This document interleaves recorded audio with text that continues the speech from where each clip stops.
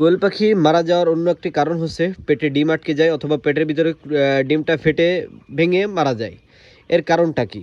এটা আসলে কেন হয়? সাধারণত এটা ভিটামিনের অভাবে, অর্থাৎ ভিটামিন ই সেলের অভাবে কিন্তু কোয়েল পাখি ডিম পাড়তে যেয়ে মারা যেয়ে থাকে। কারণ এদের ঠিক সঠিক টাইমে আলো বাতাস যদি আমরা প্রোভাইড না করে থাকি, সেই ক্ষেত্রে কিন্তু আপনাদের যে কোয়েল পাখিটি আছে এটি কিন্তু আপনাদের আলো বাতাসের পরে কিন্তু অনেক ডিম উৎপাদন নির্ভর করে। কারণ অতিরিক্ত শব্দ, সঠিক টাইমে আলো না দেওয়া, আলো না অফ করা, যার কারণে কিন্তু ডিমের সাইজটা আকারে বড় ছোট হয়ে থাকে, যার ফলে কিন্তু পাখিটা যখন ডিম পাড়তে যায় সেক্ষেত্রে কিন্তু মারা যেয়ে থাকে।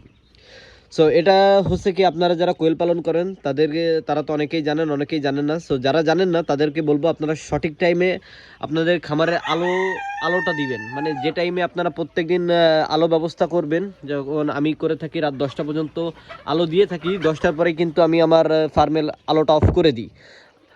ঠিক আছে, আর সেই ক্ষেত্রে কিন্তু 15 দিনে আমি কিন্তু 2 থেকে 3 বার ভিটামিন ই সেল যেটা আছে স্কোয়ার কোম্পানির ওষুধ ওটা দিয়ে থাকি।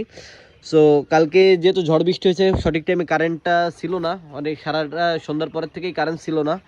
আর সঠিকভাবে কালকে পরিচর্যাটাও আমি করতে পারি নাই, যার ফলে কিন্তু এই পাখিটা পেটের ভিতরে ডিমটা ফেটে গেছে। ঠিক আছে, যার ফলে কিন্তু পাখিটা মারা গেছে।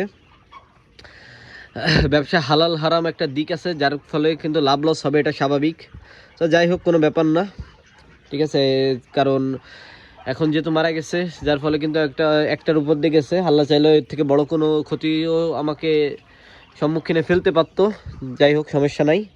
এখন আমি এদেরকে ভিটামিন ই সেলটা দিব, যার ফলে কিন্তু, কারণ কালকে যেহেতু ঝড় বৃষ্টি হয়েছে, এখন থেকে সামনে বর্ষাকাল, খামারে একের পর এক রোগবালাই আসতে থাকবে, যার ফলে কিন্তু আমাদের সেভাবে পদক্ষেপ নিতে হবে। সো ভালো থাকবেন সবাই। আর যাদের যাদের এই সমস্যাটা হয়েছে তারা কিন্তু অবশ্যই ভিটামিন ই সেলটা ব্যবহার করবেন এবং সঠিক টাইমে আপনারা আলো ও খাবার ব্যবস্থাপনাটা সঠিক টাইমে করার চেষ্টা করবেন। ভালো থাকবেন সবাই। আসসালামু আলাইকুম।